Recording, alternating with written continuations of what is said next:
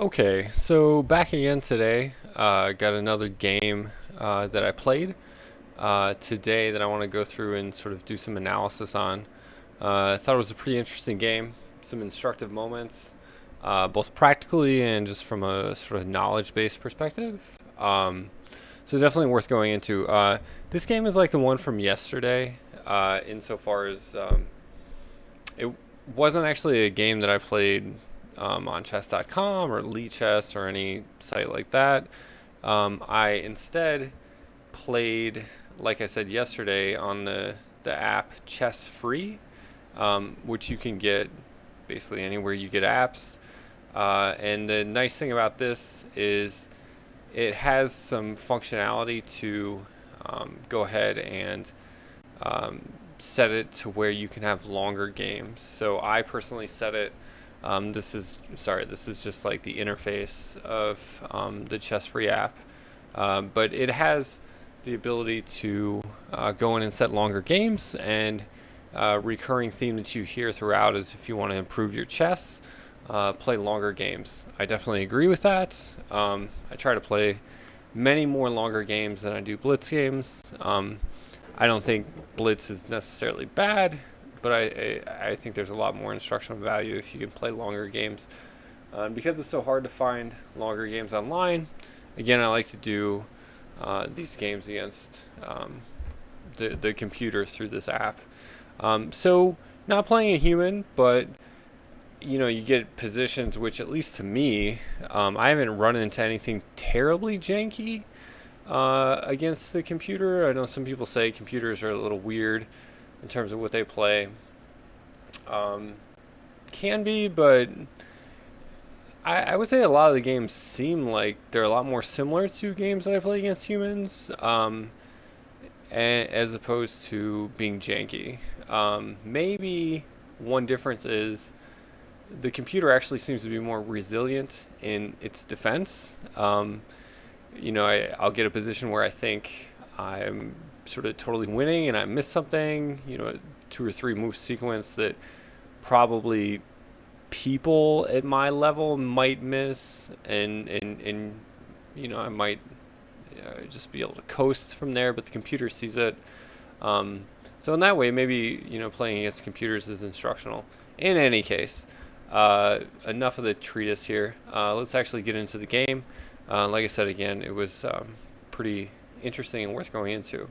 So I'm going to do the game on chess.com, the analysis of the game on chess.com's analysis tool today. And the first thing we're going to do is I'm going to throw up their openings explorer. So if we go into the openings explorer, which you have in the tool itself over here on the right in the analysis tool, if you go all the way up to the top right and go into openings, you can see the openings explorer, and it's really really useful, I think, because if you use a computer to sort of evaluate your opening play, computers aren't always the best at opening play. They're great for tactics and basically any thing. I mean, if you play, especially the top engines, they're going to beat you no matter where you are in the game. But they're not as good for opening play analysis. And the idea is instead, if you look at sort of what has been the practice in openings, that might give you a better feel for sort of how to play. So that's what we're going to do here. The free chess app started out, again, I'm playing against the level 10, which is supposedly about a 1915 ELO rating. My rating within this app, for what it's worth, is like 1907 or something at this point. I use just the objective thing, like I said yesterday, that if I get above the 1915 rating, then I go on to the next level. So just as a frame of reference, this is a pretty strong setting within the app. So it produces some good games. So computer starts out e4, and I went e6, going into the French defense. So I said yesterday that I'm working on the London. I'm working on a few openings. I'm not trying to get too broad in my repertoire. The French is another one of the openings that I've been working on. And the computer plays this odd move, d5. If you look in the database here, I'm not seeing. Well, I guess the computer does play e5 somewhat. By far, the most common moves are d4. Well, d4 is by far the most common move, and then some type of King's Indian attack with like d3 is the runner-up. This e5 is very rarely played. I do see it in blitz games though. In any case, I know a good response to this e5 move is just to play d5 myself, which is what I went for. White plays d4. We get this sort of weird move order advanced variation of the French.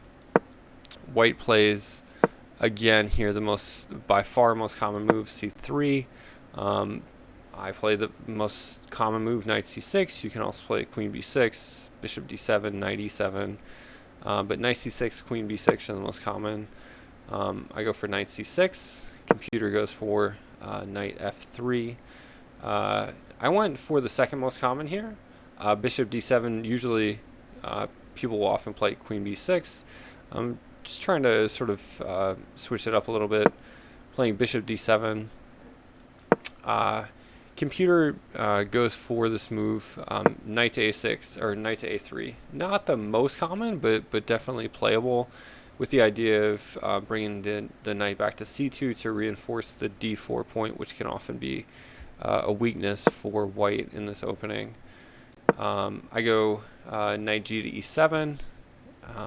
Computer plays by far the most common move here, bishop e2.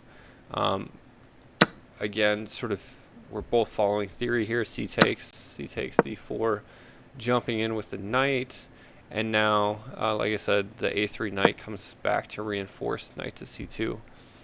I continue my development, bishop to e7. Computer plays by far the most common move there. Castling, I castle, and at about this point, we get our first move that really sort of deviates from theory. So with that, I'm going to go ahead and turn off the Openings Explorer.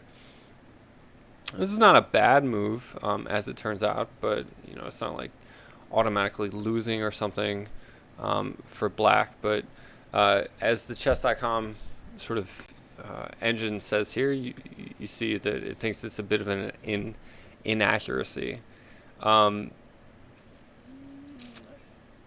I wasn't really seeing why it was so bad. I mean, the most obvious thing one might think here is just to take the bishop. Knight takes e3. I actually shied away from this move with the idea that I didn't want to open up white's f1 rook and sort of just give him free development. I know we're doubling his pawns, but yeah, as it turns out, maybe I sort of was overthinking that. The computer says here knight takes e3 is probably the best move for black, and we get some line like this. So f takes e3, queen b6 hitting b2, white defends, rook b1, development, rook a to c8, knight c to e1, repositioning the c knight, which is kind of weird on the c file there. Black looks to double with rook to c7, knight to d3. Black follows through and doubles, and white brings their rook to the c file now that the b2 pawn is developed. So this position is actually totally fine for white, or sorry, for black, with white's rook open on the f file. It was a case where I was a little too concerned, and should have just went for grabbing the bishop pair. So in any case, bishop e3 was on the board. Instead of taking the bishop, I went for development, rook to c8. Black or white followed up a3. And here, oftentimes in the French, black wants to uh, go ahead and expand on the queen side. Makes sense, right? Pawn structure is pointed towards the queen side, and that's what I went ahead and did. And my question was, what was the best way to do that? And a lot of the pawn moves at this point seemed a little slow. So something like trying to build up with a6, b5 seemed a little slow. So I actually opted for the alternative knight a5 with the idea that I could come into b3 in some lines, gain a tempo on the rook, maybe reposition to c5. It just generally looks like a really active move, and as you see with the little star insignia, the engine agrees that it's the best move in the position. White tries to counter my potentially strong knight by covering the b3 and c4 squares. I come in again, deploying my pieces against white's queen side. So bishop a4, black or white, of course, cannot push b3. I've got too many attackers on that square, and I've got this nice pin now on the knight. I'm threatening to actually win the c2 knight at this point, so white has to do something about that. White plays bishop d3. I bring another piece into the queen side, queen to b6. This was actually a move that I took a while on, oddly enough. It seems pretty obvious in retrospect. You're hitting the b2 pawn. You don't want to block out your rook. You want to bring another piece. You want to do something with your queen. So it makes sense, but I was actually scared of white playing b3 in this position. And you might think, well, isn't that just a pawn sack for white? And specifically what I was concerned about is if I captured the pawn, say bishop takes b3, I was concerned about getting my queen in this awkward pin and sort of what was I going to do here. So I thought about this for a while, and I finally came up with the tactical solution that, hey, if this happened, I could just go ahead and capture on c2, because even though white is hitting my queen, I'm hitting their queen. And when you go through all the technicalities, at minimum, I'm going to come up be up a pawn in this line. So a sample continuation might be something like white recapturing on c2, black captures on e3. The idea here being that in some lines, white doesn't want the awkward reply, or black doesn't want to have the awkward reply come from white, where white plays bishop takes f5, forcing e takes f5, an awkward doubling of the pawns on the f file, and isolating the d pawn. So in this line, black is capturing on e3, again counterattacking my queen, despite the fact that, or counterattacking white's queen, despite the fact that my queen is also under attack. A recapture, and now getting the queen out of the way. And so, yeah, this was a move that I shouldn't have been scared of. So if this b3 happens, another possible way things could have went, just as an example, is again this idea taking on e3, which, as it turns out, is totally fine in these lines, and just trying not to give white the opportunity of playing bishop takes f5. White recaptures with the knight, and black brings their rook in. So this is an interesting tactical line where a lot of pieces are hanging. So here my bishop is hanging, but white's bishop is hanging. And so the solution is to take on h7. White is currently up a pawn here, but that's not going to be the case for long with queen takes d4. And white is actually, or black is actually better in this position with the isolated pawns. For white, the better piece activity. So things are totally fine here for black. Okay, so back to the game. So I found this move, queen b6, and I'm glad I did. So b4, and it looks like white is kind of pushing back against my queenside offensive, which of course is annoying. But hey, I got a nice little spot for my bishop. It's pretty safe there, and again, it's putting this awkward pin on black's knight, and really sort of cramping their position. So I come up with knight to b3. Not the best move. Computer says queen c6, but it seemed reasonable enough. Interestingly, the computer goes for rook a2 here. Um, the engine says that the computer ought to go for rook b1. I was expecting something like knight takes b3. But in any case, this is where I sort of tripped up. So what was the best way to continue? I had a small inaccuracy here. My thought was to double on the C file, which makes total sense. I didn't want to go put my rook on C6, C5, C4. C5 and C4 obviously are covered, but even on C6 I was afraid of B5 with white gaining a tempo and it being somewhat awkward for me. And honestly, I guess I didn't even see rook C3 at this moment as a possibility. I think I just had the fog of look at all the pieces around my rook. If I do that, there's got to be some way that white can sort of trap it behind enemy lines there, and that would be really awkward. But yeah, that was just a mental slip on my part. But again, small mistake, nothing terribly huge. So white recaptures on b3.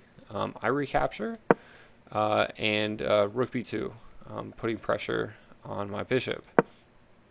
I retreat, and this sort of awkward move, queen h5. So I think this is the kind of move that people might see. I know even I saw, like when I initially saw this, I was like, oh man, whenever they bring their queen into your king side around your king, and they've got other pieces pointing in that direction, so in this case they're bishops, it feels like, oh man, I'm already on the defensive. But yeah, this is totally a paper tiger.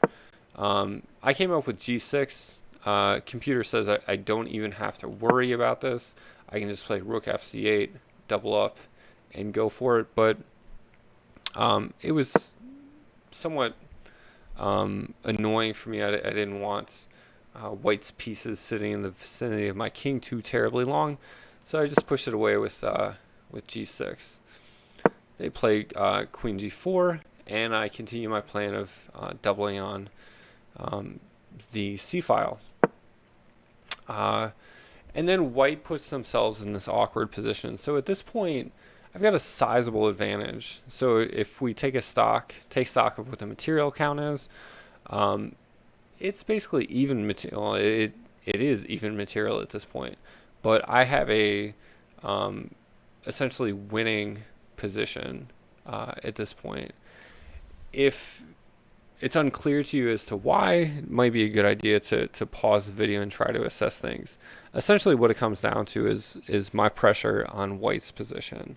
So white has just put their rook in an awkward sort of alignment with my doubled rooks. Now their knight can't move again. Otherwise I'm going to just win a bishop in this case. So rook takes c1, bishop takes c1, rook takes c1. I've just got all kinds of pressure with my pieces, and white's pieces are just awkward. So it's a really good instructive, I think, point in terms of positional evaluation to see how, despite having even material, it matters what the pieces are doing, right? And my pieces are just better than white's in this position. So with the rook having moved from the f file to the c file, this recurrent theme in this game where I was afraid to take the bishop on e3 lest I open up white's rook and give them free development, that's no longer an issue. So I go ahead and take the bishop, get the bishop pair, and don't give white the opportunity of taking on f5 and somewhat tarnishing my pawn structure. White takes back, and then I finally play rook c3. So you might have noticed several moves previously, the computer kept saying, hey, bring your rook to c3, bring your rook to c3. And luckily when I went ahead and played it, it was still the best move in the position. That's not always the case, but it was here. So again, I sort of keep up the awkward pressure um, on White's position. So Queen D1, coming back to defend, and not sort of having the rook be in this awkward pin so much it's defended, but again, the queen has reintroduced itself into a pin by the bishop. So again, White's pieces are all sort of screwed up. Again, material is even here, but the computer says I'm like -5 at this point, with the pressure on White's position. Uh, Queen to D8. Computer says I should have. The engine says I should have played Queen to C7 here. But my idea was, in a lot of these lines, I don't want my queen.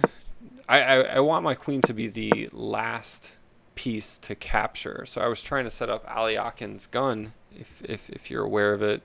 The idea of putting 2 rooks and a queen on the same file, ideally with the queen in the back in many cases, because you don't want to lead an attack with your queen capturing. So that's sort of what I was going for here. I was going to play queen to d8, rook to c7, or rook 8 to c7, and queen to c8, and just try to line up against c2. White gets themselves out of the pin with their queen, and I continue my plan of putting the rook on c7, the queen on d8. Computer says here this move, rook 8 to c7, was inaccurate, and I should have just went back with my queen and put it on c7. That's not happening with humans, as we all know. That would just be such a weird move to go ahead and make. White gets themselves out of the pin, since their knight is adequately defended at this point.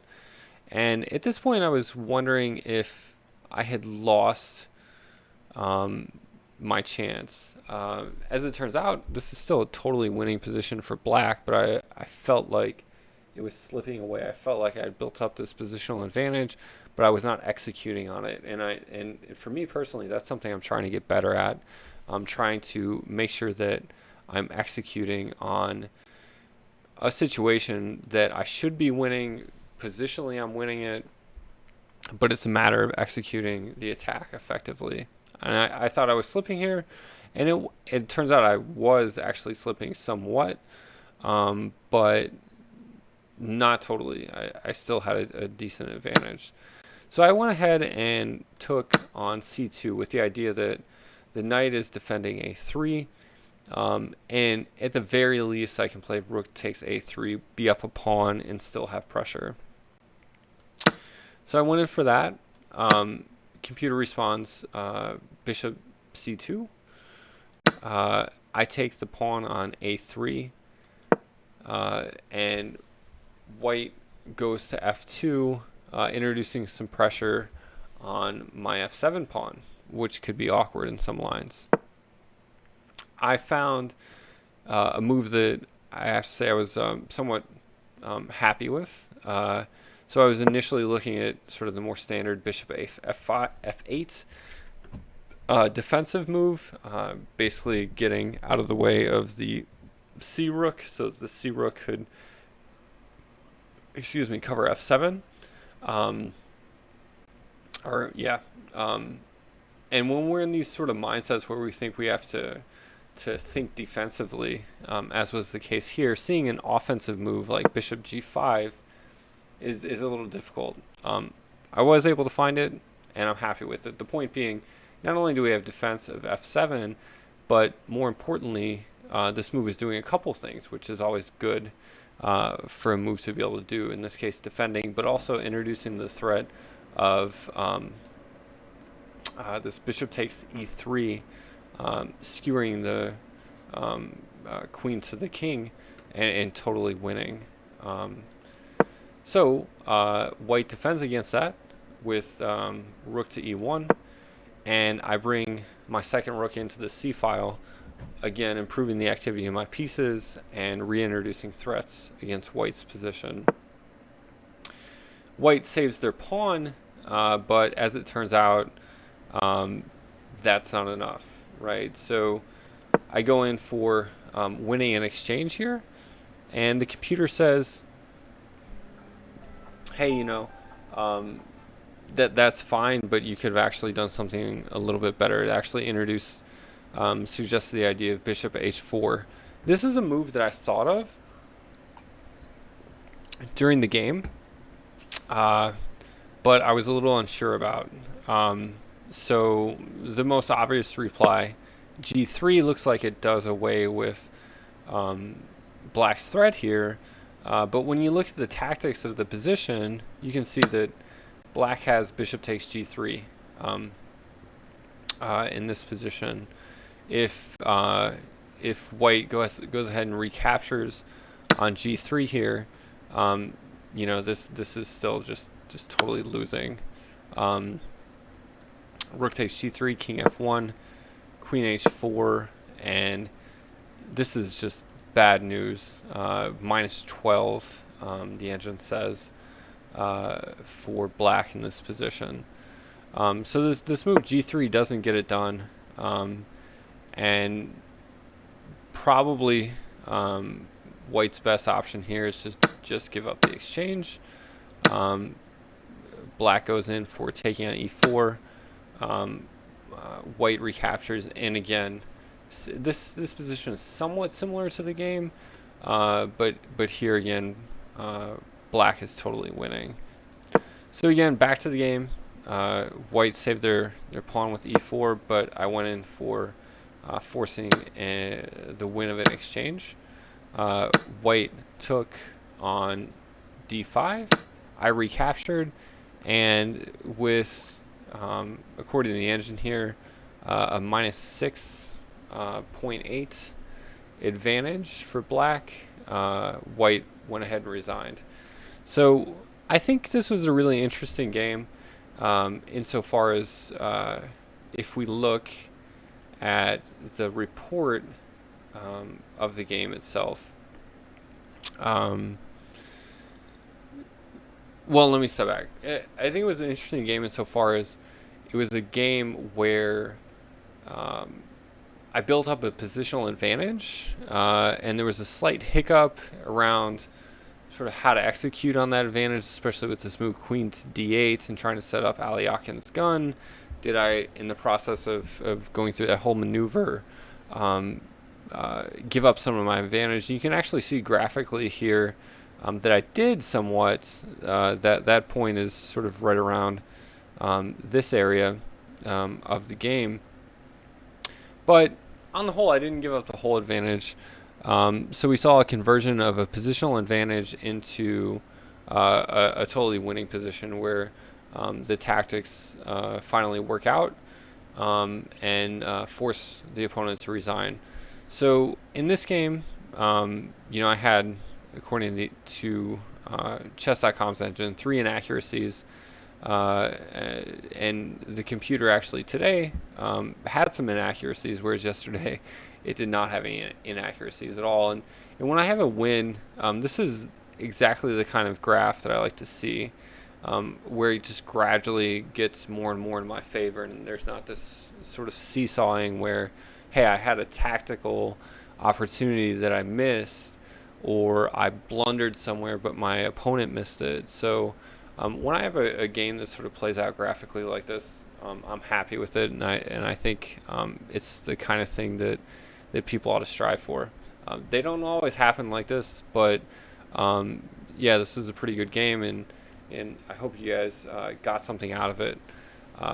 So yeah, looking forward to making some more content. If you have any questions, comments, you see any sort of interesting moments or anything in the game, let me know in the comments, and we'll sort of see you in the next video, I guess. Have a good day. Bye.